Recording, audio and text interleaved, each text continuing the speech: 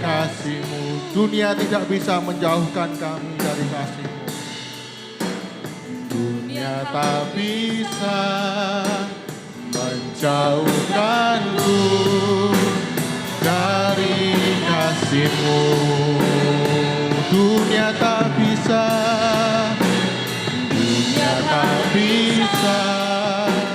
menjauhkanku dari kasih-Mu. Haleluya, haleluya. Kami bersyukur Tuhan, sudah beberapa minggu kami menikmati liburan bersama dengan keluarga, ataupun kami yang tinggal di Surabaya. Kami sama-sama bersyukur, kami boleh menikmati segala kebaikan-Mu dalam hidup kami. Dan tiba saatnya hari Minggu ini Tuhan masih beri kami kesempatan untuk menikmati Engkau di dalam pujian dan penyembahan, untuk menikmati kebenaran firman-Mu yang sebentar akan hamba-Mu sampaikan. Kami mohon campur tangan Allah di dalam pemberitaan firman-Mu, di tengah segala keterbatasan hamba-Mu, di tengah segala keterbatasan jemaat, semuanya Tuhan yang beracara, Roh Kudus yang bekerja, sehingga ketika kami mendengarkan firman Tuhan bukan firman Tuhan yang kering, tapi sungguh-sungguh membasahi hati dan pikiran kami, sehingga kami disegarkan kembali oleh kasih-Mu. Terima kasih Tuhan, kami juga berdoa bagi Bapak Gembala yang hari ini melayani di tempat lain. Kami percaya kuasa Tuhan juga menaungi hamba-Mu, sehingga di tempat di mana hamba-Mu melayani, Tuhan juga memakai secara luar biasa, bekerja di dalam kami semua. Terima kasih Tuhan, jauhkan dari segala gangguan apapun dalam kami mendengarkan firman, sehingga firman itu boleh mengubahkan setiap hidup kami. Dan kami siap menikmati firman-Mu, di dalam nama Tuhan Yesus Kristus kami sudah berdoa dan mengucap syukur. Haleluya, amin. Shalom Bapak Ibu yang dikasihi Tuhan. Apa kabar semua? Habis liburan apa habis pamer-pamer di stories, di Instagram, atau terakhir nanti ditempeli salon pas, di batoknya atau di selfie gini, soalnya uangnya habis ya. Selamat datang buat Ibu yang baru pertama kali datang di tempat ini, atau sudah pernah ya? Oh baru ya, selamat datang, nanti mungkin jemaat bisa berkenalan waktu pulang nanti. Hari ini Bapak Gembala melayani di GPPS Menanggal. Bapak Ibu kita berdoa semua supaya kita semua yang melayani Tuhan, baik di sini maupun di tempat lain, semuanya Tuhan pakai secara luar biasa, dan terlebih supaya Tuhan itu bekerja melalui kita semua yang melayani. Karena apa? Saya pernah dengar satu khotbah hamba Tuhan yang terus menjadi warning buat hidup saya. Kalau kita melayani, dipakai Tuhan luar biasa, itu bisa, luar biasa bisa.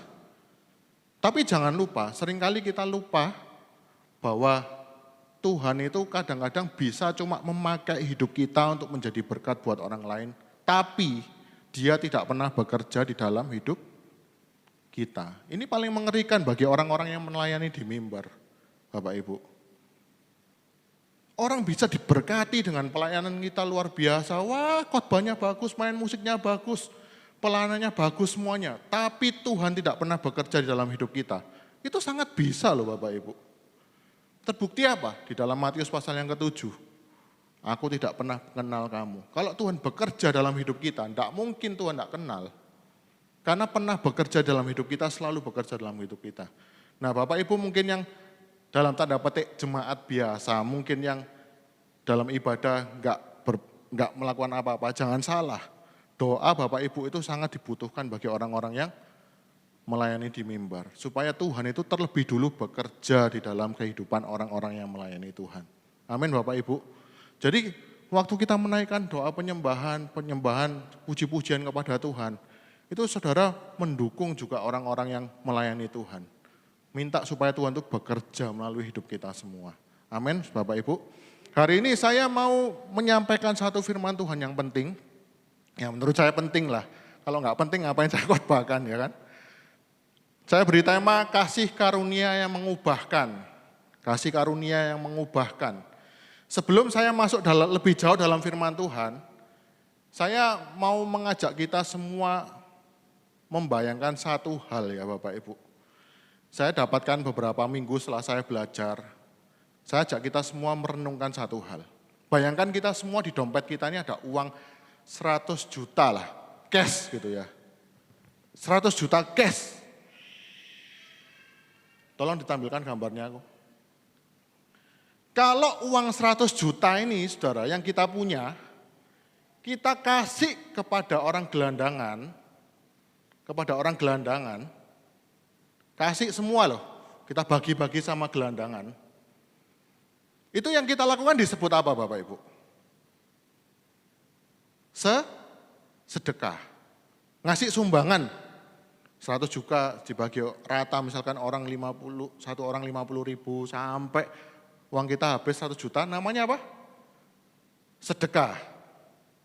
Ingat-ingat ya, namanya sedekah. Tapi saya kasih contoh yang lain lagi, gambar berikutnya.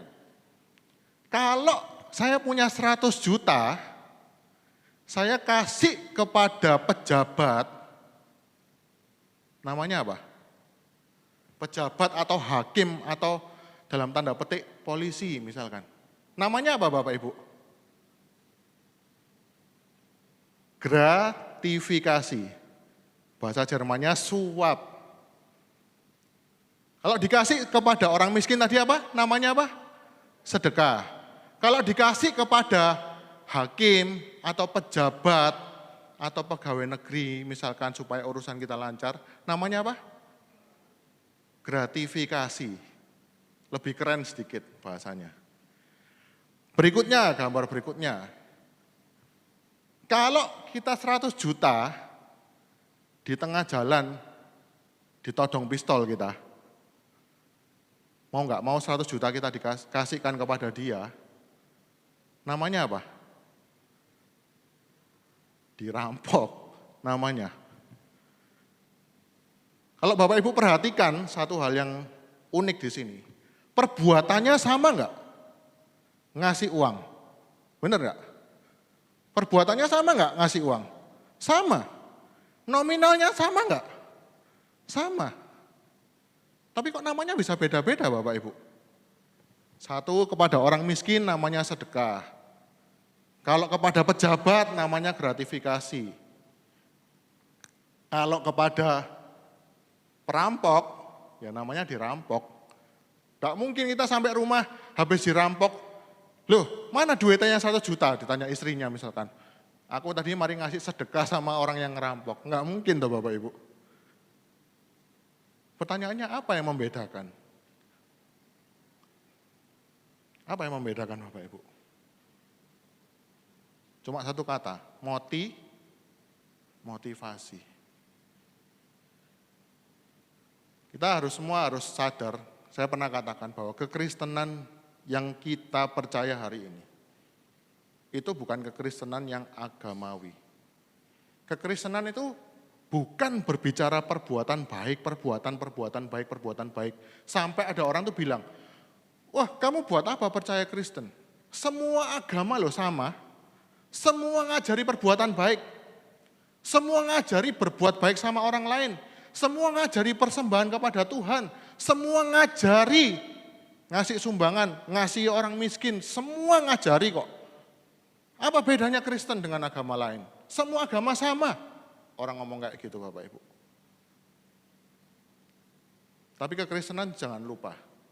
Kekristenan memandang dan mengajarkan bahwa motivasi di balik perbuatan baik kita itu sama pentingnya dengan perbuatan baik itu sendiri. Amin Bapak Ibu.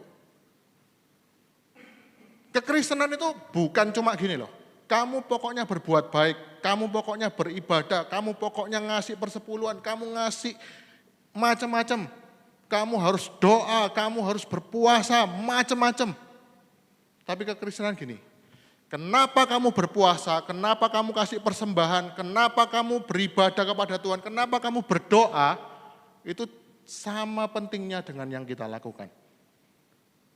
Karena apa Bapak Ibu? Itu yang membedakan kekristenan dengan agama-agama lain. Nah, hari ini saya mau kita semua belajar dari dua bagian firman Tuhan, yaitu di dalam Lukas pasal 7 ayat 36.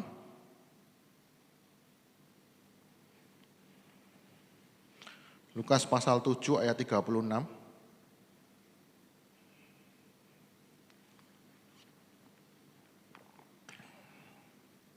Judul perikopnya di sana adalah Yesus diurapi oleh perempuan berdosa. Saya bacakan, Bapak Ibu menyimak, saya bacakan agak cepat karena saya mau ceritakan dulu gambaran besarnya, baru kemudian kita bisa mengerti poin-poinnya.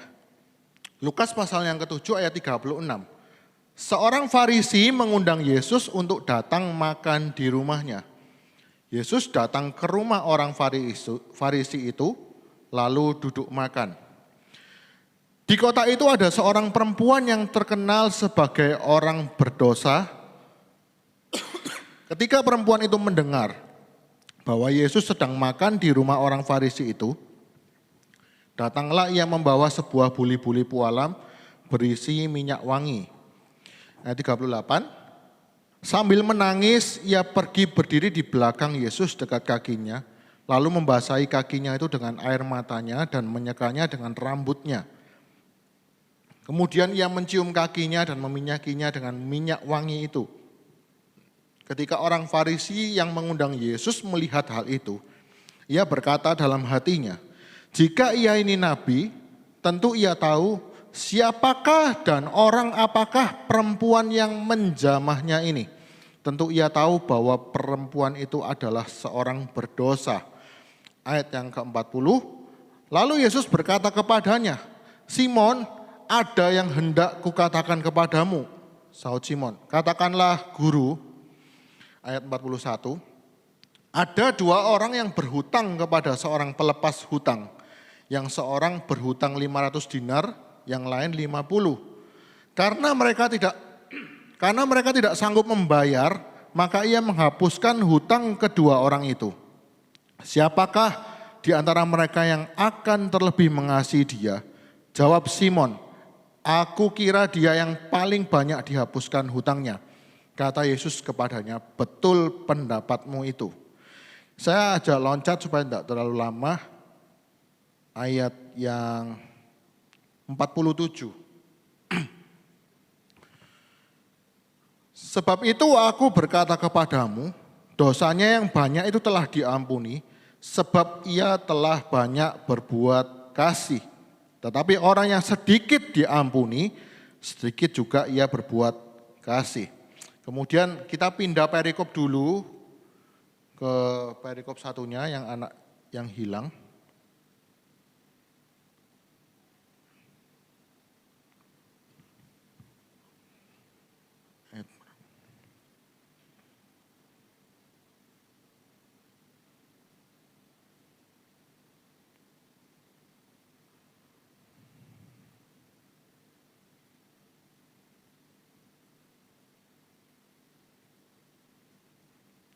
Nah, Lukas pasal 15 ayat yang ke-11.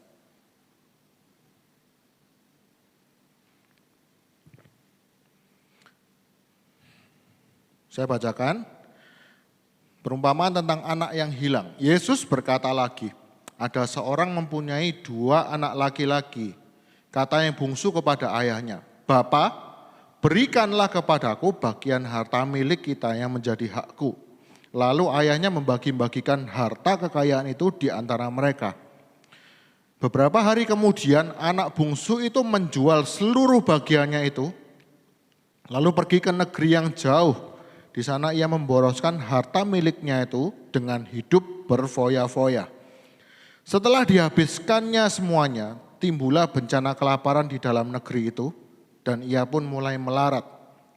Lalu ia pergi dan bekerja pada seorang majikan di negeri itu. Orang itu menyuruhnya ke ladang untuk menjaga babinya.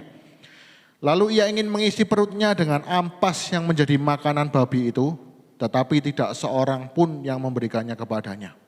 Ayat 17, lalu ia menyadari keadaannya, katanya, Betapa banyaknya orang upahan Bapakku yang berlimpah-limpah makanannya, tetapi aku di sini mati kelaparan.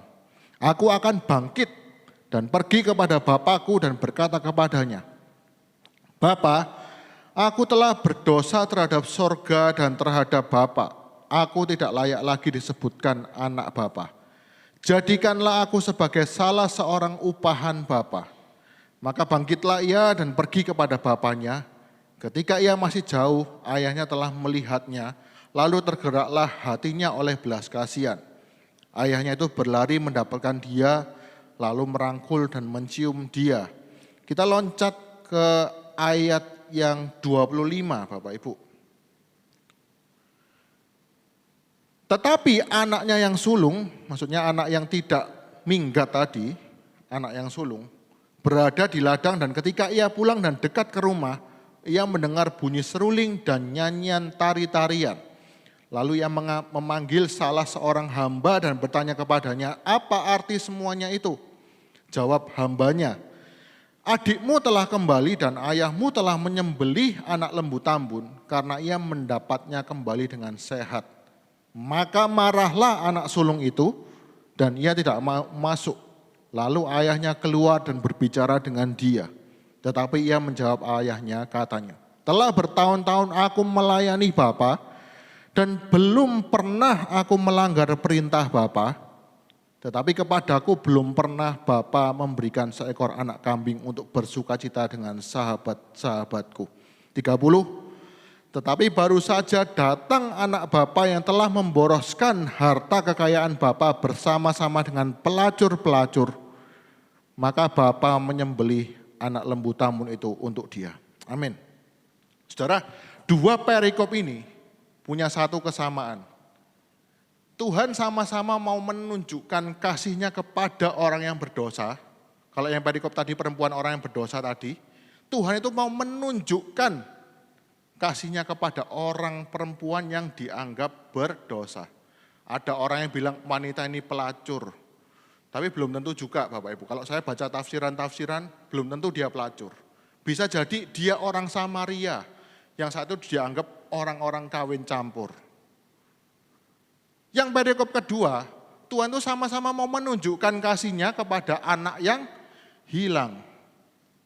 Ini anak paling kurang ajar, papanya belum mati, dia minta warisan, supaya warisannya ini dijual, dia menikmati semuanya, papanya masih hidup padahal minta warisan dijual, dia berfoya-foya dengan teman-temannya, mabuk-mabukan mungkin, terus lama-lama uangnya habis, dia terpaksa ngembalakan babi. Ngembalakan babi, mau minta makanannya aja, tidak boleh. Dia teringat, papaku ini orang kaya, aku di sini malah mati, aku tak pulang aja. Dan bapaknya bukan gini, wes kapok ya, kapok kamu, wes kapok saiki, rasakno kon yo. Enggak, dia membuka tangan lebar-lebar, pulang. Dua perikop ini sama, tapi yang menarik adalah, yang perikop yang pertama tadi, perempuan yang berdosa, ada satu tokoh yang Tuhan mau ajar dia, namanya Simon. Bukan Simon suaminya Kak Ratna ya. Simon, namanya Simon. Ini seorang tokoh Farisi yang saat itu sangat dikenal di kalangan orang Israel. Yang satunya lagi, di perikop satunya, bapaknya mau mengajar tentang anak sulung. Yang pulang-pulang marah. Waduh, papaku ini ya, kebuacutan sungguhan. Adikku ini, habis ngentekno dunyone bapakku. Pulang, disambut di pestakno. Aku yang tiap hari kerja bantu tokone papaku. Tak pernah loh dikasih sapi untuk aku makan-makan pesta ulang tahun sama temanku, tak pernah. Dua golongan ini yang Tuhan mau tunjukkan kepada kita. Yang pertama Bapak Ibu, orang-orang seperti Simon orang Farisi dan orang-orang seperti anak sulung, kalau di dalam firman Tuhan, itu mereka disebut orang-orang yang agamawi. Orang-orang yang agamawi. Saudara ingat-ingat kata-katanya agamawi. Saya sering ngomong kok, cuma hari ini saya mau fokus kepada orang-orang agamawi. Tuhan ini mau hajar orang-orang seperti ini. Kalau saudara perhatikan, Yesus itu waktu di dunia, berbeda cara pengajarannya dengan Rasul Paulus. Yesus itu waktu di dunia, benar-benar sering berurusan dengan orang-orang Farisi, ahli-ahli Taurat, sering nyindir-nyindir mereka, menghajar mereka luar biasa. Paulus juga gitu sebenarnya. Ada banyak sekali ayat-ayat yang menghancurkan pola pikir kita yang agamawi. Nah, maksudnya apa sih agamawi ini Bapak Ibu? Maksudnya apa agamawi ini? Ini ditentang Tuhan loh. Kita ke gereja salah enggak? Oh ya disuruh Tuhan malahan. Kita kasih persembahan, Tuhan senang enggak? Senang. Kita berbuat baik, nolong sesama, Tuhan senang enggak? Senang. Tapi itu kalau dilakukan di atas dasar kasih, bukan agamawi. Kalau dilakukan atas dasar agamawi, Tuhan itu belenek Bapak Ibu. Sungguh, orang-orang pernah di zaman perjanjian lama, Tuhan sampai ngomong apa? Aku enggak butuh korbanmu. Orang Israel ya, saya belok sedikit saudara. Orang Israel ini dulu diberitahu sama Tuhan, kalau kamu berbuat dosa, kamu harus memberikan korban hewan. Berarti Tuhan yang minta toh memang, benar enggak? Kalau kamu berbuat dosa, kasih persembahan hewan. Tuhan yang minta toh. Tapi di jauh berikutnya setelah hukum itu turun Bapak Ibu, Tuhan tuh sampai ngomong, aku enggak butuh persembahanmu. Aku enggak butuh hewan-hewan ini loh. Buat apa? Aku enggak butuh. Karena apa? Loh tindakannya sama loh, kasih korban. Dosanya waktu itu dinyatakan dihapuskan, waktu zaman perjanjian lama. Tindakannya sama enggak beberapa ratus tahun kemudian? Sama, mempersembahkan korban. Tapi Tuhan ngomong apa? Aku muak dengan persembahan-persembahan ini. Aku enggak butuh persembahan ini. Aku nih loh yang punya segala sesuatu. Kok kamu bisa berpikir aku butuh persembahanmu? Loh bingung enggak saudara? Satu sisi Tuhan curu loh. Waktu kita berbuat dosa kita berikan persembahan. Sebagai penghapus dosa, kan ada namanya korban penghapus dosa. Tapi di satu sisi Tuhan ngomong, aku nih enek sama persembahanmu. Bingung enggak Bapak Ibu? Yang membedakan apa? Motivasinya. Kalau saudara pelajari, saya singkat aja. Tuhan tuh menyuruh kita memberikan korban persembahan binatang. Waktu kita jatuh di dalam dosa, berbuat dalam dosa. Itu cuma mau menunjukkan satu hal. Bahwa dosa kita ini bayarannya terlalu mahal. Ngerti Bapak Ibu? Kenapa Tuhan waktu kita berdosa, kita disuruh mempersembahkan korban? Karena untuk menyelesaikan dosa, harus ada yang dikorbankan. Tapi kalau yang di sebelah sini tadi, yang ratusan tahun kemudian, bangsa Israel ini mikirnya salah. Oh kalau aku berbuat dosa, garek tak bayar. Beda jauh kan? Kalau saya berbuat dosa hari ini, dengan cara yang benar. Tuhan aku hari ini berbuat dosa. Aku sudah berbuat dosa yang luar biasa najis di hadapan Tuhan. Aku minta ampun, dosaku ini terlalu mahal. Sampai mungkin ada orang yang saking beratnya merasa berdosa berpuasa.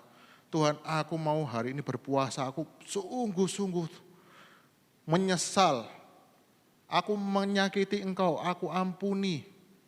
Saya sampai berpuasa mungkin. Itu enggak masalah Bapak Ibu. Tapi yang jadi masalah, kalau kita ikuti para Israel yang keliru. Tuhan aku hari ini berbuat dosa. Ya wes aku tak puasa. Setelah puasa, beres toh? Beres. Beda kan? Sama-sama puasa kan? Sama-sama mempersembahkan persembahan kan? Nah, itu yang membedakan orang-orang yang agamawi atau yang melakukan dengan kasih. Saya mau beritahu kepada kita semua, apa sih agamawi itu Bapak Ibu? Agamawi itu apa sebenarnya? Slide berikutnya.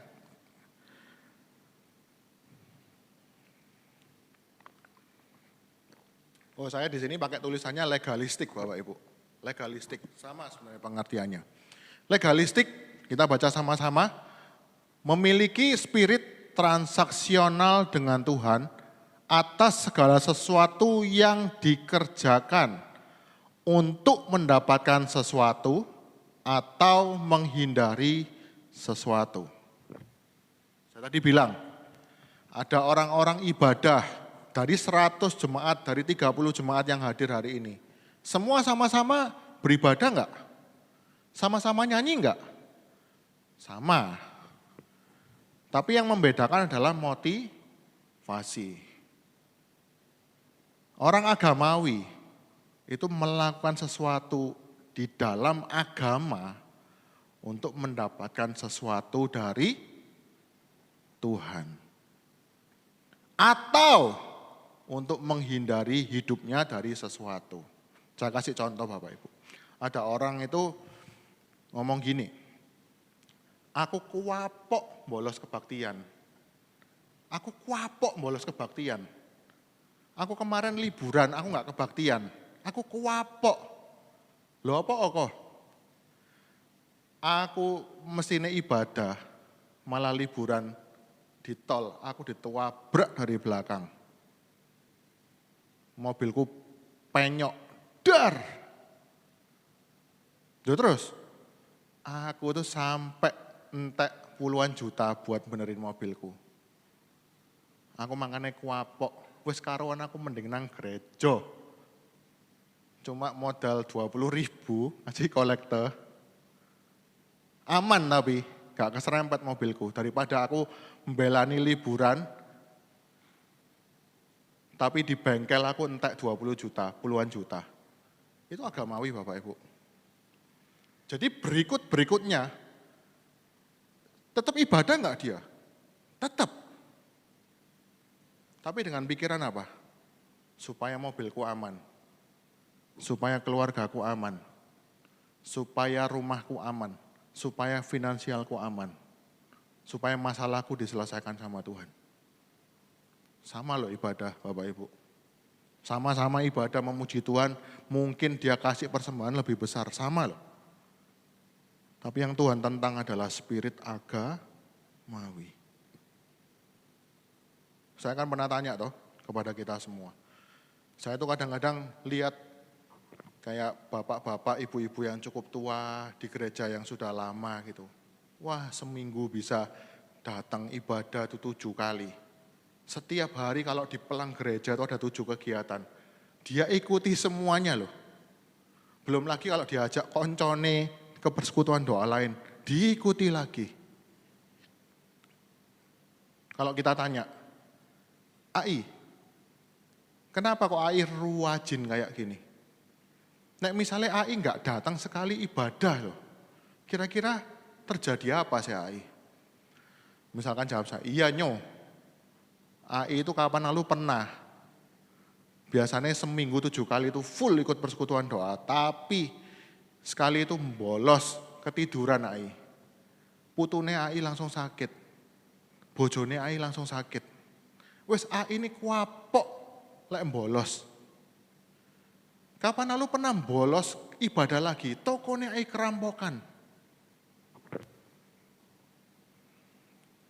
Kapok AI, gak mau bolos lagi. Itu loh orang-orang agamawi Bapak Ibu. Kita nggak salah meminta pertolongan sama Tuhan, tapi jangan dengan transaksi kepada Tuhan. Kita buka di dalam Mazmur 73 ayat 1 sampai 28, kita bacanya loncat-loncat.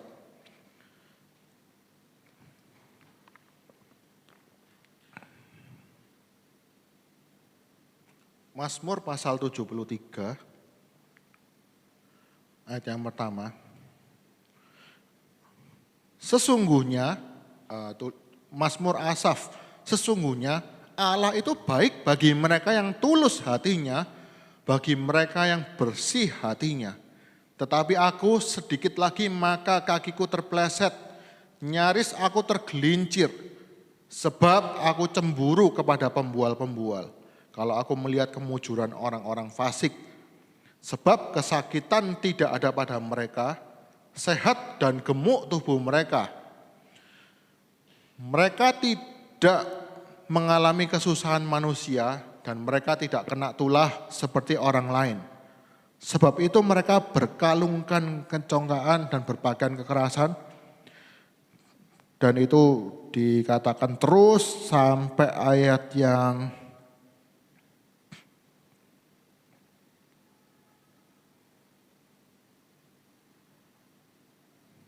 ayat 13, kita baca dulu. Ayat 73, Mazmur 73 ayat yang ke-13. Sia-sia sama sekali aku mempertahankan hati yang bersih dan membasuh tanganku tanda tak bersalah. Namun sepanjang hari aku kena tulah dan kena hukum setiap pagi. Nah, saudara perhatikan, di sini ada pemazmur namanya Asaf. Asaf ini adalah orang yang 24 jam, 7 hari dalam seminggu tinggal di rumah Tuhan. Tapi dia pernah nulis mazmur kepada Tuhan. Dia ngomong ini, selama ini aku sia-sia melayani Tuhan full time di bait Allah. Aku sia-sia melayani Tuhan dengan segenap hatiku. Karena apa? Orang yang enggak melayani Tuhan, orang yang fasik, kok justru mendapatkan damai sejahtera dan berkat-berkat. Justru aku yang 24 jam di rumah Tuhan, aku justru mendapatkan masalah, persoalan, dan lain sebagainya. Jadi mungkin saudara hari ini beribadah, tidak berharap diberkati. Tapi ada suatu saat kita pasti ketika kita menghadapi beban berat, masalah mungkin di dalam keluarga dan lain sebagainya. Kita mulai tanya sama Tuhan, Tuhan aku ini kurang opo sih? Aku ini kurang opo sama Tuhan? Kok Tuhan gak berkati aku, kok gak Tuhan pulihkan keluargaku, kok gak Tuhan beri berkat-berkat, kok gak Tuhan sembuhkan anakku. Waktu ibadah di gereja gak berharap begitu saudara. Tapi waktu kita di dalam persoalan, kita mulai nagih Tuhan. Tuhan aku nih loh sudah tiap hari berdoa sungguh-sungguh. Aku jaga kekudusan, aku jaga kesucian. Di kantor teman-temanku gak ada yang kerja jujur, aku sudah jaga jujur kerja. Temanku yang korupsi, anaknya sakit sehari sembuh. Aku Tuhan, tiap hari di rumah Tuhan, tiap hari doa sama Tuhan, tiap minggu gak pernah bolong ibadah. Anakku sakit bertahun-tahun gak pernah Tuhan nyatakan kesembuhan. Itu yang Tuhan mau tegur kita hari ini. Jadi kekristenan bukan tidak mengajarkan perbuatan baik. Tidak mengajarkan bakti kepada Tuhan. Tapi jangan sampai dengan spirit agamawi, transaksional seperti ini. Ini yang membuat kita apa? Kecewa. Kalau yang tanggal 9 April waktu kebangkitan itu saya memberitakan kepada kita semua kenapa kita seringkali kecewa kepada Tuhan. Itu karena cara pandang kita yang salah kepada Tuhan. Tapi hari ini ada satu poin lagi. Apa yang membuat kita kecewa kepada Tuhan? Karena cara pandang kita sendiri yang keliru terhadap diri kita sendiri. Seolah-olah Tuhan itu harus berhutang budi sama kita. Tuhan gak hitung bensinku ke gereja tiap hari ini piro, mosok aku minta duit sak gini tok, gak dikasih. Seolah-olah Tuhan itu butuh kita datang ke gereja.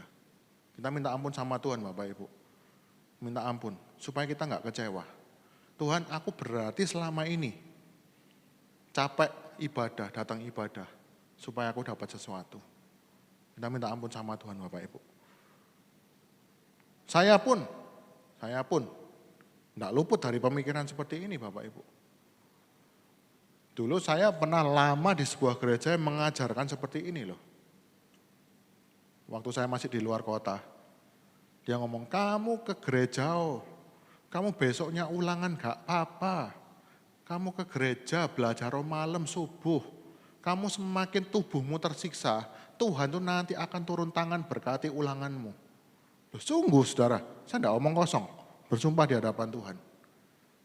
Diajar seperti itu loh. Kalau saudara di kantor banyak orang yang ngajak kita korupsi, tapi kamu nanti tetap nggak ngikuti mereka, tetap jaga kekudusan di kantor, nanti Tuhan akan menyatakan pertolongan untuk kamu ketika kamu dalam masalah finansial. Tidak pernah dijanjikan Tuhan seperti itu loh sebenarnya. Itu yang diajarkan kepada kita. Makanya apa? Seringkali kita kecewa. Bahkan orang-orang sampai, wes percuma aku ke gereja. Percuma aku melayani. Percuma aku doa tiap malam. Bojoku pancet kok. Anakku pancet kok. Mertuaku pancet kok.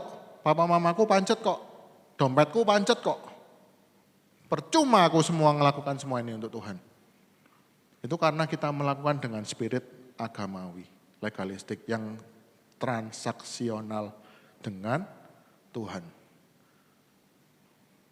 Kamu jual, aku beli. Kamu jual berkat, tak beli berkatmu. Kamu minta disembah, tak sembah. Mana bagianku? Nah, saya mau katakan kepada kita semua, orang-orang yang menyembah pesugihan, Bapak Ibu, mereka sama-sama menyembah Tuhan enggak? Tuhan menurut mereka, sama-sama toh. Mereka memuji Tuhan sama enggak dengan kita? Sama. Mereka justru kadang-kadang menyiksa dirinya itu lebih dahsyat daripada kita. Sama, bahkan lebih hebat mereka.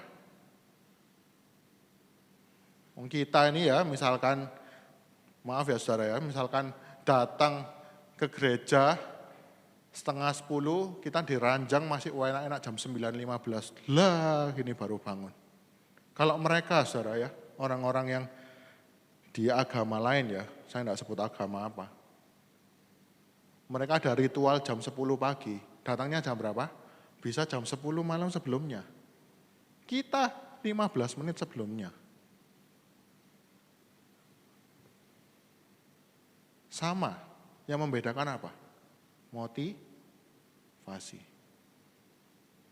Itu yang pertama, memiliki spirit transaksional dengan Tuhan atas segala sesuatu yang dikerjakan untuk Tuhan. Demi mendapatkan sesuatu atau menghindari sesuatu, seperti yang di Asaf tadi.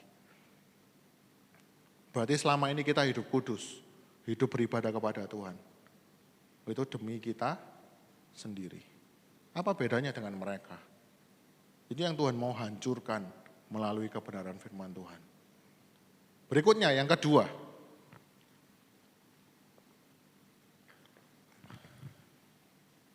Orang-orang dengan spirit agamawi atau legalistik itu punya satu spirit yang sangat berbahaya.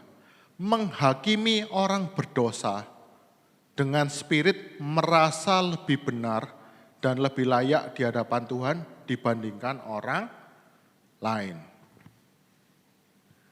Pertanyaan saya Bapak Ibu, boleh enggak kita sebenarnya menghakimi orang lain itu berdosa, salah, benar, boleh enggak? Ada yang bilang enggak boleh.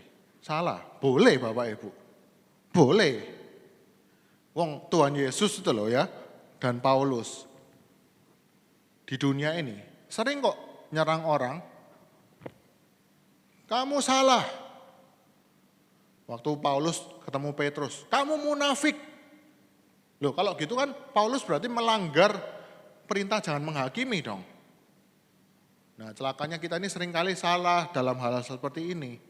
Kita ngomong jangan menghakimi, jangan menghakimi, jangan menilai orang. Itu kita nggak mau tahu artinya apa, diantem rata. Jadi misalkan ada orang berbuat salah, ada orang ngajari kita doktrin yang salah, kita langsung anti, pasang badan. Oh ya wis tidak apa-apa lah, sama-sama benar, itu hak-haknya dia. Kita punya saudara misalkan, orang yang kita kasih berbuat salah. Itu loh, saudaramu berbuat salah. Wes beno lah, sakno. Kita nggak boleh menghakimi, biar urusannya dia sama Tuhan. Karena kita memahami ayat jangan menghakimi itu dengan salah. Saudara perhatikan ada satu ayat di dalam firman Tuhan, Tuhan tuh ngomong gini. Jangan menghakimi menurut apa yang nampak, tetapi hakimilah dengan adil. Loh, berarti bukan masalah menghakiminya Bapak Ibu. Bukan masalah kita ini menilai orang, bukan masalah kita menyatakan kamu benar, kamu salah. Tapi yang bermasalah bagi Tuhan adalah spirit di baliknya. Nangkap Bapak Ibu? Menghakimi orang lain pada dasarnya tidak salah menurut firman Tuhan. Justru kita harus menyatakan yang salah, tegurlah yang salah. Tapi yang jadi masalah buat Tuhan adalah spirit di balik kita menghakimi orang lain. Perempuan yang berdosa ini, perempuan yang berdosa yang datang kepada Tuhan, itu memang berdosa toh. Memang berdosa kan?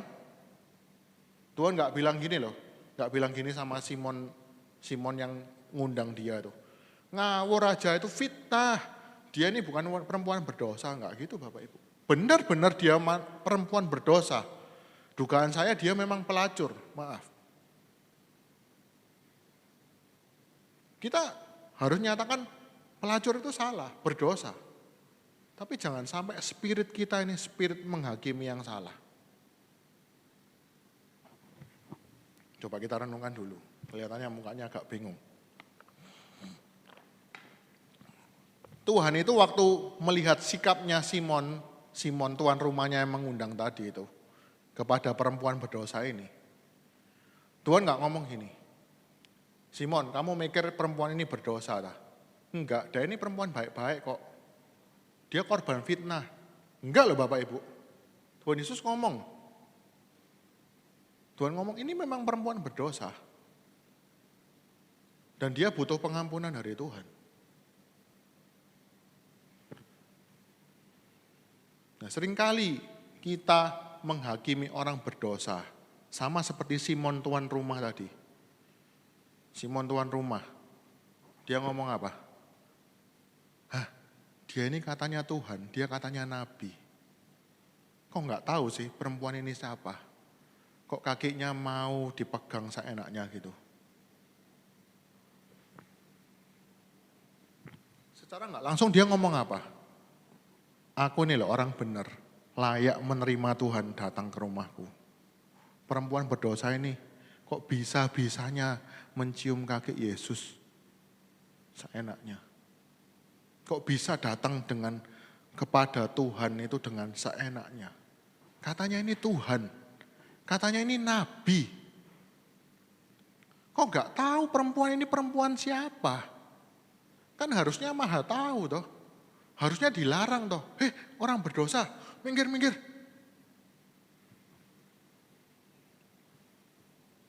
Tapi Tuhan ngomong, justru orang yang berdosa, Tuhan datang untuk dia. Buat orang-orang yang merasa benar, Tuhan justru enggak datang untuk mereka. Jadi orang agamawi ini, ciri-cirinya yang paling berbahaya adalah menghakimi orang berdosa dengan spirit merasa lebih benar dan lebih layak di hadapan Tuhan dibandingkan orang lain. Kita buka sama-sama di dalam Roma pasal 2.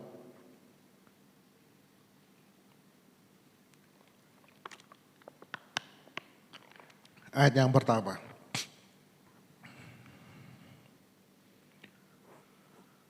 Karena itu, hai manusia, siapapun juga engkau yang menghakimi orang lain, engkau sendiri tidak bebas dari salah. Sebab dalam menghakimi orang lain, engkau menghakimi dirimu sendiri. Karena engkau yang menghakimi orang lain, melakukan hal-hal yang sama. Dan ini kalau kita amati dalam kehidupan sehari-hari saudara ya. Kalau kita menghakimi orang dengan spirit yang salah, kenapa itu dilarang Tuhan? Karena kita ini sebenarnya dengan orang lain Bapak Ibu ya. Dengan orang berdosa lainnya, dengan sesama kita. Cuma beda jenis dosa. Ngerti Bapak Ibu? Cuma beda jenis dosa loh. Saya ngomong, oh kamu ini sombong, kamu ini pelit, kamu ini sebut saja apapun juga dosanya orang ini. Tak tunjuk-tunjuk gini saudara. Padahal saya juga punya dosa di area yang lain. Itu yang Tuhan tentang spiritnya loh. Sebenarnya waktu kita ngomong, wah kamu jangan pelit, kamu jangan sombong, kamu harus rendah hati. Nggak masalah bagi Tuhan. Tapi yang jadi masalah adalah ketika kita nunjuk-nunjuk tuh sesama kita sebagai orang berdosa, kita harus sadar bersamaan juga bahwa kita pun juga orang yang berdosa di area lain. Di area lain kita berdosa. Di area lain kita berdosa. Jadi waktu kita menyatakan kesalahan orang lain, spirit yang benar adalah kamu salah. Ayo kita sama-sama minta tolong sama Tuhan. Supaya Tuhan berkemuran kepada kita semua. Karena aku pun juga orang yang bersalah di area yang lain. Kita butuh sama-sama kasih karunia Tuhan untuk kita. Itu spirit yang benar, saudara. Dan kadang-kadang ada satu hal yang menarik. Bahwa di dalam relasi kita dengan orang lain. Kadang-kadang waktu kita menghakimi orang lain, peka sekali dengan dosanya orang lain. Peka sekali dengan kelemahannya orang lain. Itu kadang-kadang menunjukkan bahwa kita pun juga lemah di area yang sama. Ini fakta yang nggak bisa dibantah loh saudara. Kalau saudara ini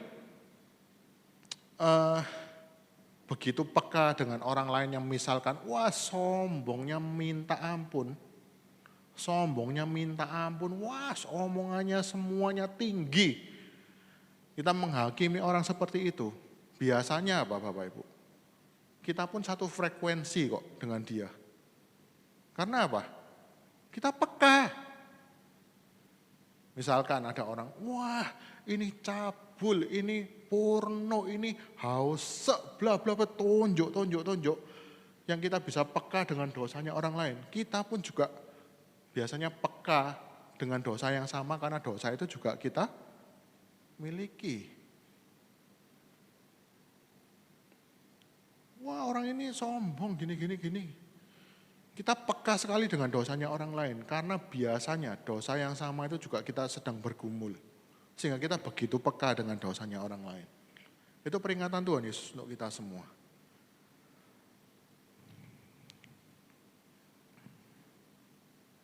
Yang berikutnya ada tulisan yang menarik Bapak Ibu. Ada tulisan yang menarik. Ini saya ajak kita semua. Mohon kita semua baca bersama-sama tulisan ini. Supaya kita pulang kita ingat. 1, 2, 3. Jika iblis tidak bisa membuat moral kita rusak, dia akan berusaha membuat moral kita justru semakin tinggi, supaya kita merasa lebih suci daripada orang lain dan semakin tidak membutuhkan kasih karunia Allah. Hati-hati saudara ya. Kalau kita spiritnya agamawi, kita akan berpikir orang-orang berdosa, itu cuma yang sifatnya kriminal-kriminal. Saya pernah jelaskan panjang lebar soal mengapa dosa itu bukan sesuatu yang remeh di hadapan Tuhan. Tapi saya jelaskan ulang singkat.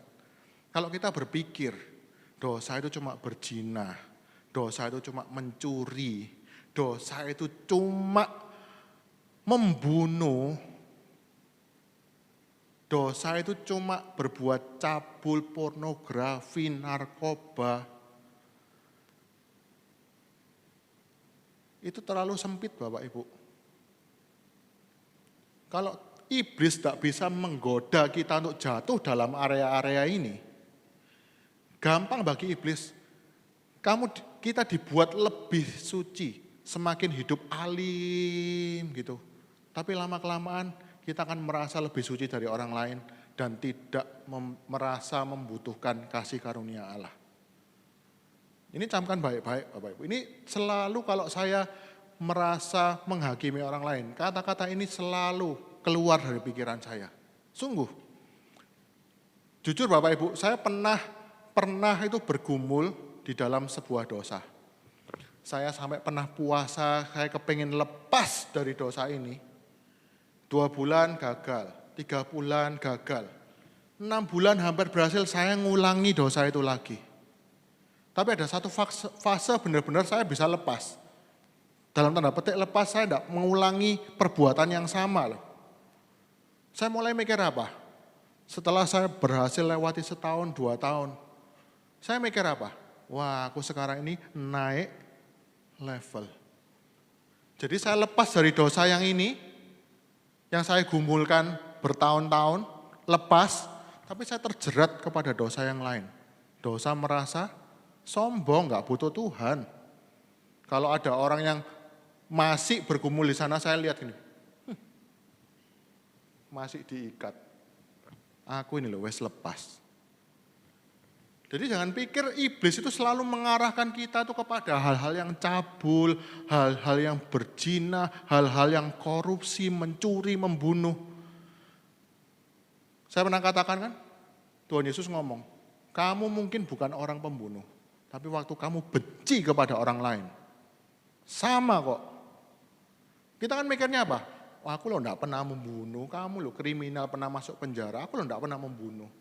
Tapi ngerasani orang lain, wah sing kita benci luar biasa. Itu dari omongan 100% ditambahi sampai 300%. Kalau dititipi duit kalong, dititipi omongan, wah ditambah-tambahi. Itu orang agamawi Bapak Ibu, dia pikir dosa itu besar-besar. Padahal dosa itu bukan cuma hal-hal besar tadi. Jadi jangan pikir kalau kita hidup kudus, hidup tidak pernah melakukan dosa yang besar-besar itu. Berarti itu sudah tidak mungkin digoda setan. Salah. Setan itu enggak kesenengan. Setan itu enggak kebingungan kalau saudara ini berhenti lakukan dosa apa. Saudara dulunya ini suka selingkuh, terus saudara bertobat, setan itu enggak bingung saudara. Setan itu enggak bingung, wah mateng kon. Jemaat Efrata ini ada yang dulunya suka selingkuh, berzina, suka mencuri, sekarang bertobat. Waduh mateng kon. Panik gitu setannya. Enggak. Justru ketika, oh enggak apa-apa, kamu semakin rajin. Tapi karena tanpa kasih karunia dari Tuhan, kamu akan semakin tinggi, merasa semakin tinggi, lebih rohani daripada orang-orang lain. Nah itu yang paling mengerikan loh, kita seringkali nggak sadari hal-hal seperti ini Bapak Ibu. Itu yang Tuhan mau hancurkan kepada kita hari ini. Nah berikutnya, di Alkitab itu memang ada sesuatu apa ya, dua macam kubu, itu yang kayak ekstrim kanan, ekstrim kiri gitu loh. Jadi ada orang-orang itu yang begitu sudah muak dengan orang-orang agamawi, dengan peraturan-peraturan. Oh orang Kristen enggak boleh ini, harus jaga kesucian. Kamu kalau lakukan ini salah, kamu kalau lakukan ini nanti Tuhan hajar. Kamu nanti gini-gini, terus lihat orang di gereja itu saling menghakimi mungkin. Kamu ini berdosa, ada orang yang dikucilkan apa. Mereka semua enek dengan sistem-sistem agamawi. Mereka mau lepas dari legalistik. Tapi jatuhnya kepada antinomianisme. Anti itu anti, nomianisme ini dari kata nomos, hukum. Jadi anti hukum. Ini satu kubu yang sebaliknya lagi. Antinomianisme, jadi anti hukum. Adalah konsep yang menentang segala macam peraturan atau hukum agama karena muak dengan orang agamawi atau banyaknya peraturan. Jadi gini Bapak Ibu, apalagi kalau anak yang muda-muda. Dulu dilarang habis-habisan sama orang tuanya. Kamu enggak boleh ini, kamu enggak boleh ini, enggak boleh itu. Gembala di gereja ngomong juga, Kamu tidak boleh ini, kamu tidak boleh ini, kamu tidak boleh ini. Kamu tidak boleh telat ke gereja, kamu tidak boleh bolong ke gereja. Kamu nggak ini, kamu nggak ini. Ternyata gembalanya juga jatuh. Kita kan bilang apa? Oh, munafik. Nah, orang-orang yang kena, orang-orang yang munafik ini, dia jadi enek dengan yang namanya agama. Dia pindah jalur istilahnya kepada ini, antinomianisme. Mereka berusaha lepas dari ikatan-ikatan itu dan masuk kepada yang ini, antinomianisme. Saya pernah khotbahkan kan, orang tidak mau diikat di area ini, dia lepas. Bukan orang yang bebas 100%, mereka juga diikat kepada ikatan yang baru. Orang-orang ini seperti ini, belenek saudara. Wah, papaku ndek oma khotbah saat teduh gereja, misalkan doa 6 jam kamarnya ditutup, tapi kelakuannya lah ambek mamaku, Masya Allah. Belenek saudara. Kita pun kalau lihat gitu yang belenek pasti. Wes buat apa sih aturan-aturan ini? Buat apa sih aturan-aturan ini? Wes kamu urusan agamamu dewe lah. Papa urusan agama dewe, aku gak mau ikut papa wes. Agama tiap hari kok kelakuannya kayak gitu. Itu terutama yang muda-muda Bapak Ibu.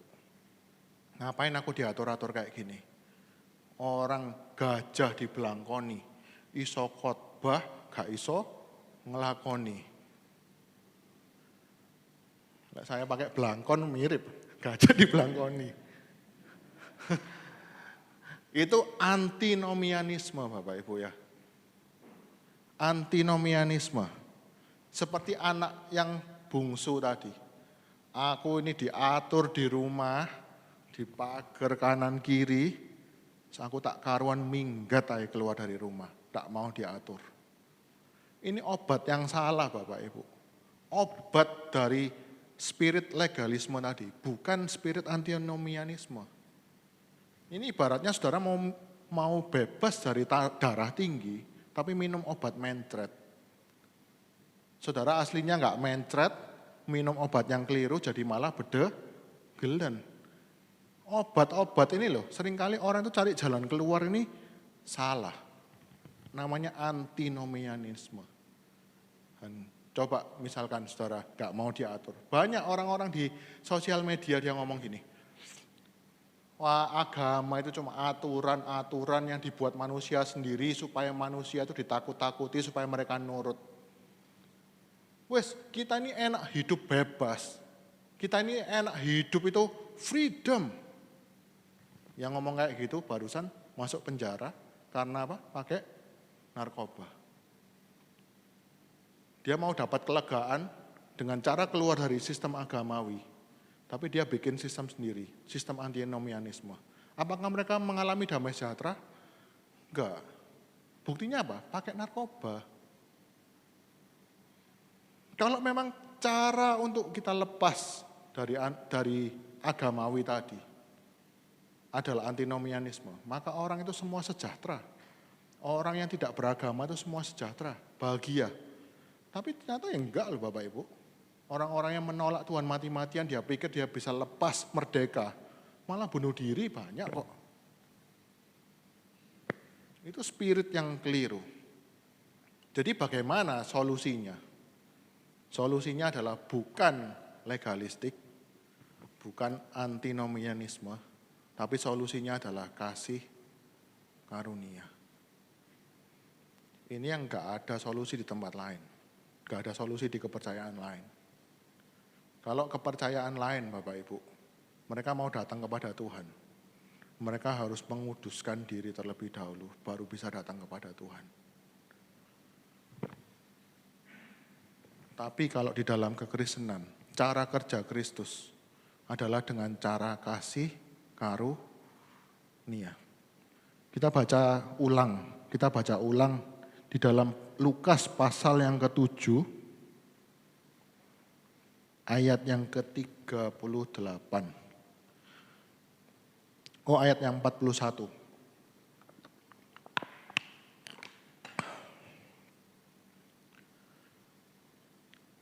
Ada dua orang yang berhutang kepada seorang pelepas hutang.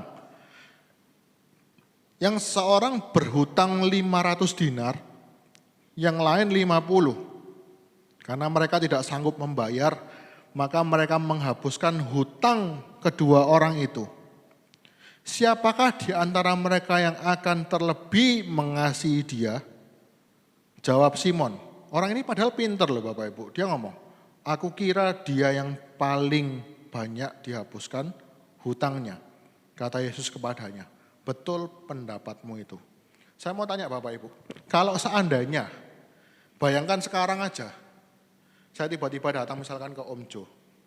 Om Jo, utangnya Om Jo sama aku ini, yang 100 juta, sudah tak hapuskan. Om Jo kira-kira seneng atau mikir, Yohanes ini gendeng. Kapan aku utang? Kapan aku utang sama Yohanes? Ngerti maksudnya Bapak Ibu ya? Karena apa? Kenapa saya dianggap gendeng? Karena Om Jo gak merasa berutang sama saya toh. Apalagi misalkan sama Bapak Gembala. Pak, utangnya Papa sama aku 200 juta. Sudah lunas.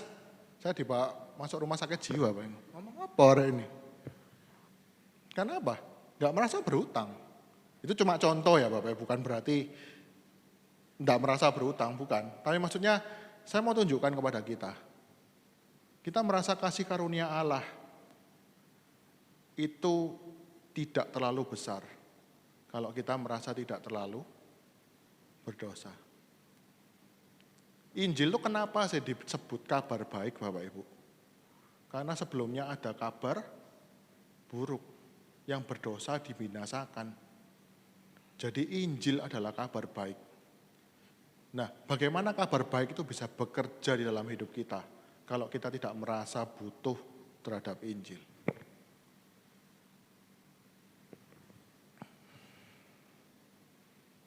Justru ayat ini ngomong, siapa yang merasa lebih banyak hutangnya dan dihapuskan oleh Tuhan, maka dia akan berbuat lebih banyak kasih. Tuhan ngomong apa di dalam ayat yang 47? Sebab itu aku berkata kepadamu, dosanya yang banyak itu telah diampuni, sebab ia telah banyak berbuat kasih. Nah ini saya mesti jelaskan sedikit Bapak Ibu ya. Dosamu yang banyak itu telah diampuni sebab ia telah banyak berbuat kasih.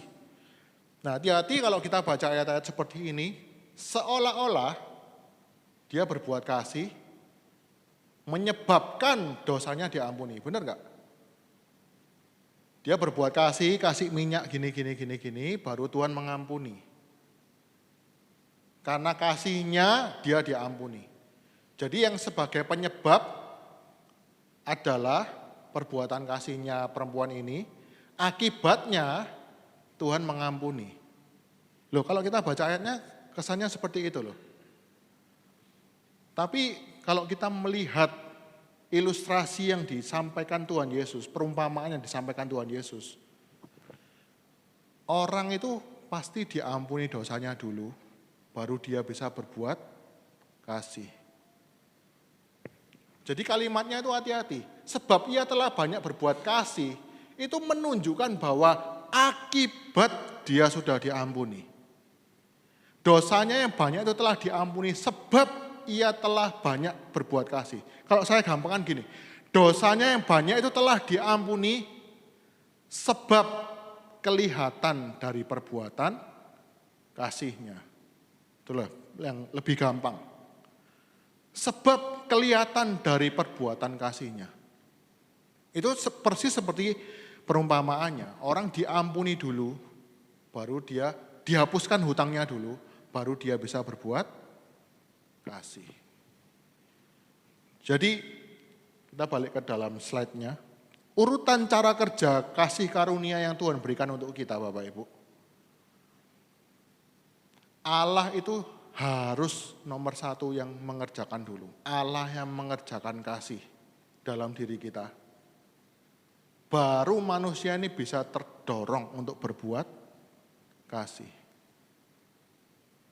Kalau kita ini punya utang berat, tanggungan, tidak mungkin kita bisa mengasihi orang lain dengan finansial kita. Benar enggak? Kalau kita ini, utang kita ini tidak dibereskan dulu sama Tuhan. Tidak mungkin kita bisa memberkati orang lain. Itu kalau soal keuangan. Kalau kita tidak pernah kasihnya Tuhan itu ditanam dalam hidup kita, tidak mungkin kita bisa mengasihi orang lain. Tidak mungkin kita bisa mengasihi Tuhan apalagi. Kalau Tuhan itu tidak bekerja di dalam hidup saya dan Bapak Ibu semuanya, Tuhan tidak terlebih dahulu menyatakan kasih-Nya dalam kehidupan saya dan Bapak Ibu semua. Tidak mungkin Bapak Ibu bisa mengasihi orang lain. Bahkan Rasul Paulus ngomong, kalau kamu tanpa Kristus, tanpa kasih, kamu bisa kok kasih hidupmu, kasih nyawamu, supaya orang lain, kamu merasa mengasihi orang lain. Bisa. Orang sebelah, semakin tubuhnya dibakar, semakin tubuhnya diserahkan untuk Tuhan, nyawanya sampai dia mati bunuh diri. Bisa, tapi tanpa kasih Tuhan dalam hidupnya, itu pasti bukan kasih. Coba dicerna baik-baik dulu saudara. Kalau kita, hutang kita ini kepada Tuhan tidak pernah dilunasi sama Tuhan, kita tidak mungkin bisa berbuat kasih kepada orang lain. Kalau kita tidak pernah merasakan kasih kepada orang dari Tuhan, tidak mungkin kita bisa mengasihi orang tua, tidak mungkin kita bisa mengasihi suami, tidak mungkin kita bisa mengasihi istri dan lain sebagainya. Makanya selalu kalau saya menyampaikan firman Tuhan hari ini, selalu saya tutup dengan karya Kristus. Supaya apa? Kasih itu terus diingatkan dalam hati kita, bahwa kita ini sudah dikasihi Tuhan itu sedemikian rupa. Perempuan ini saudara, dia ngomong, aku ini sudah diampuni, sehingga aku harus mengasihi. Tuhan ngomong apa? Inilah perintahku kepadamu, kamu harus saling mengasihi seperti aku telah mengasihi kamu. Kalau saudara perhatikan sejak dari zaman perjanjian lama, hukum Taurat bukan dimulai dengan jangan ada padamu Allah lain, tetapi dimulai dengan akulah Allah yang telah membawa engkau keluar dari Mesir, sehingga jangan ada padamu Allah lain. Selalu Allah ini bekerja lebih dulu sebelum memberikan peraturan untuk kita. Supaya kita melakukan apa? Dengan melihat Tuhan ini memang layak kita taati. Tuhan ini memang layak kita sembah, karena segala perbuatannya ini luar biasa, sudah membebaskan kita dari segala perbudakan yang ada di dunia ini. Segala perbudakan dosa. Dia mengasihi aku sedemikian rupa, sehingga aku harus mengasihi dia dan mengasihi sesama. Ini urutannya. Ini urutan Kristen Bapak Ibu, jangan dibalik. Manusia berbuat kasih supaya Allah mengasihi dia. Ini agamawi lagi. Apalagi kalau kita membayangkan kasihnya Tuhan itu adalah memberikan segala sesuatu yang kita mau. Wah, itu agamawi lagi, kecewa lagi nanti. Tapi justru karena Allah ini sudah memperdamaikan kita dengan dia, melepaskan kita dengan dia, maka kita bisa sungguh-sungguh melayani Tuhan. Amin Bapak Ibu. Kita sudah kasih Kristus itu nyawanya sudah diberikan untuk kita, maka kita wajib memberikan juga hidup kita untuk orang lain. Bukan berarti kita harus bunuh diri supaya orang lain hidup, enggak. Tapi ini polanya Kristen selalu seperti ini. Allah lebih dulu, maka kita mengasihi. Allah lebih dulu mengampuni, kita mengampuni orang lain. Saudara, kalau kita belajar orang yang parenting ya, saya enggak terlalu ngerti. Orang yang anak kecil yang dibesarkan dengan tuntutan-tuntutan. Dengan kata-kata yang kasar, dengan kata-kata yang melemahkan, kata-kata yang yang menghakimi dia terus. Sampai besar dia enggak mungkin bisa mengasihi. Kenapa? Loh, aku di rumah enggak pernah merasakan apa yang namanya kasih kok. Bagaimana aku bisa mengasihi orang lain? Dia akan tumbuh jadi orang-orang yang Nggak karu-karuan. Makanya Paskah yang kita peringati barusan, itu menunjukkan bahwa Allah yang begitu mulia, yang kudus, justru meninggalkan segala kuasa dan kemuliaannya untuk mendapatkan kita kembali sebagai anak-anaknya. Loh, kalau dunia kebalik Bapak Ibu. Saya undang pemain musik sambil naik ke depan. Kalau dunia ini kebalik Bapak Ibu. Dunia ini kalau untuk mendapatkan orang lain, dia gunakan kuasa sebesar-besarnya. Benar enggak? Kalau dunia ini, cara kerja dunia ini Bapak Ibu, cara kerja dunia ini, mendapatkan orang lain supaya orang lain tunduk, dia gunakan kuasa sebesar-besarnya. Slide yang terakhir. Dunia ini, kalau mau mendapatkan hatinya orang lain supaya sesuai dengan keinginannya dia, dunia ini cenderung menggunakan kuasa dan otoritas. Saya kasih contoh Bapak Ibu. Suami istri bertengkar. Suami merasa istrinya nggak bisa tunduk kepada dia. Yang dikatakan apa? Kon minggat dari rumah kon iso apa? Benar nggak Bapak Ibu? Kon minggat dari rumah, minggat dari aku, kon iso apa? Itu menggunakan kuasa nggak Bapak Ibu? Kuasa loh. Itu pria cenderung seperti itu. Saya pun juga ditegur dengan pola seperti ini. Manusia ini di dunia ini untuk mendapatkan hati sesamanya supaya mereka tunduk kepada dia. Berusaha menggunakan kekuasaan dan otoritas sebesar mungkin. Bertengkar, suaminya ngomong, kamu gak duwe apa-apa yang minggat. Katanya apa kok nang kono? Itu suaminya apa? Menggunakan kekuasaan dan otoritas. Tapi jangan salah, ibu-ibu juga sering kayak gitu loh. Ngomong sama suaminya, kamu kurang ajar mbak aku. Sing dulu nemeni kamu, soro siapa? Diungkit-ungkit semua. Itu sama aja dengan menggunakan kuasa untuk mendapatkan suaminya. Itu di dalam dunia, cara kerjanya selalu seperti itu Bapak Ibu. Di dalam keluarga. Istri, kon le gak tak ramut ya. Kon le gak tak ramut sekarang kon iki gak iso melaku. Gak tak ramut sekarang. Kon dadi apa? Kok sak karepe dhewe ambek aku. Pakai kuasa lagi. Si istri. Suami juga gitu. Anak dan orang tua dengan gitu. Kamu le gak papa sing gedekno. Kon jadi apa? Kuasa lagi toh Bapak Ibu. Kuasa lagi. Di gereja.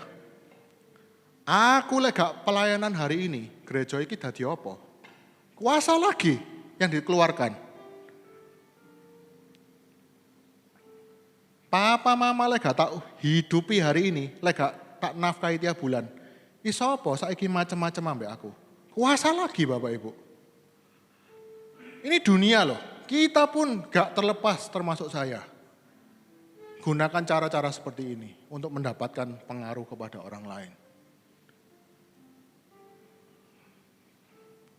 Ini mengerikan cara dunia seperti ini.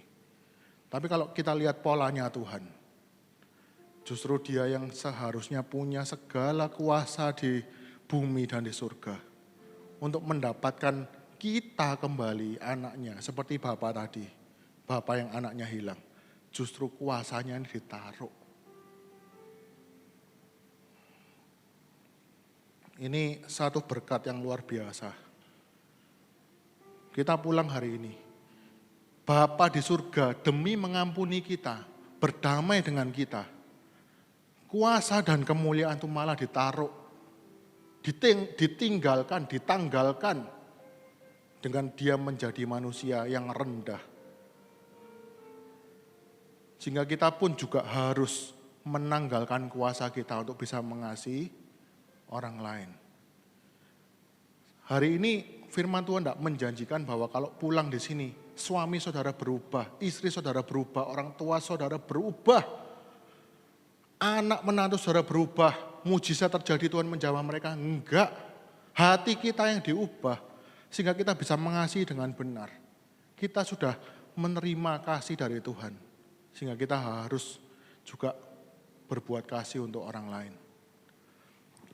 Kita yang bikin kita sengsara di dunia ini karena kita merasa kita berkuasa dan punya otoritas kepada istri kita, kepada suami kita, kepada anak kita, kepada orang tua kita, kepada mertua kita, kepada menantu kita. Yang membuat kita konflik di dalam rumah tangga. Rumah tangga kita tidak bisa mengalami damai sejahtera. Karena kita bekerja dengan cara berkuasa. Tapi sebaliknya, cara Allah bekerja. Menanggalkan kekuasaannya untuk mendapatkan kita. Saya ajak baca-baca sama-sama saudara untuk menutup perenungan kita hari ini. 1, 2, 3. Berbeda dengan dunia yang menggunakan kuasa sebesar-besarnya untuk mendapatkan ketundukan sesamanya. Allah yang memiliki segala kuasa justru meninggalkan kuasa untuk mendapatkan dan menerima orang-orang yang Dia kasih, yang telah memberontak kepada Dia. Saya mau tanya Bapak Ibu, kira-kira anak yang bungsu tadi, kalau misalkan, ini cuma berandai-andai, kalau misalkan papanya itu caranya sebelum dia pulang diajur-ajurno gini ya, diilok-ilokno gini, kira-kira mau pulang lagi enggak? Enggak mau. Tapi justru cara Allah ini terhadap kelemahan orang lain, kejatuhan orang lain, Dia membuka tangan lebar-lebar. Dan kalau Dia tahu betapa kasihnya papanya kepada dia, yang walaupun dia sudah berkhianat, kurang ajar sama bapaknya, Dia buka tangan lebar-lebar waktu dia pulang. Masih ada keinginan enggak dia untuk mengulangi kesalahan yang sama? Enggak ada. Justru karena Tuhan itu mengasihi kita dengan luar biasa, maka dengan kasih-Nya yang sudah kita alami, enggak lagi menarik hal-hal dunia ini untuk kita. Saya ajak kita sama-sama berdoa, Bapak Ibu. Hari ini kami tidak banyak Tuhan, tapi kami percaya Engkau mengasihi kami. Seringkali kami berpikir bahwa kami telah mengasihi Engkau, kami telah berbuat banyak untuk Engkau, kami berbuat banyak juga untuk orang lain. Kami merasa telah berbuat banyak kasih kepada orang lain, tapi kami hari ini diingatkan bahwa ternyata selama ini jangan-jangan kami sudah melakukan atas dasar agamawi atau transaksional dengan Tuhan. Tapi kami hari ini kembali diingatkan bahwa keadaan kami sama seperti perempuan berdosa, keadaan kami sama seperti anak yang hilang telah durhaka dan menghambur-hamburkan anugerah yang Tuhan berikan buat kami. Tapi Engkau tetap menerima kami apa adanya, tapi juga tidak membiarkan kami hidup apa adanya, tapi Engkau melimpahkan kasih untuk memurnikan dan menyempurnakan kami. Sehingga kami pun timbul dorongan dalam hati kami untuk melakukan kasih yang besar bagi Engkau dan bagi orang-orang di sekitar kami. Kami diingatkan bahwa cara Allah mendapatkan kami bukan cara yang berkuasa dengan cara yang menggunakan otoritas dan kekuasaan yang semena-mena, tapi justru karena kasih-Mu kepada kami, Engkau menanggalkan segala hak yang pantas Engkau terima dengan cara menjadi sama dengan kita, menjadi manusia sama seperti dengan kita, untuk memperoleh kita kembali. Sehingga kami tahu bahwa hidup kami sudah Engkau jadikan berharga, sehingga kami pun juga menganggap orang lain berharga dan mengasihi mereka juga. Kami tidak berharap Engkau mengubah hati orang-orang di sekitar kami yang menyakiti kami terus-menerus. Tapi kami tahu bahwa hari ini Engkau mencurahkan kasih-Mu yang begitu besar dalam hidup kami. Sehingga kami pun boleh diubah, bisa mengasihi orang-orang yang menyakiti kami, seperti Engkau mengasihi kami. Terima kasih Tuhan, berkati kegiatan kami selanjutnya, berkati sisa ibadah kami, supaya kami pulang, kami bukan menjadi orang yang hanya diisi pikirannya dengan pengetahuan firman Tuhan, tapi biarlah kuasa Roh Kudus itu membasahi setiap hati kami dengan kasih yang sejati yang telah kami terima dari Tuhan. Di dalam nama Tuhan Yesus Kristus, kami terima berkat dari firman Tuhan. Haleluya. Amin.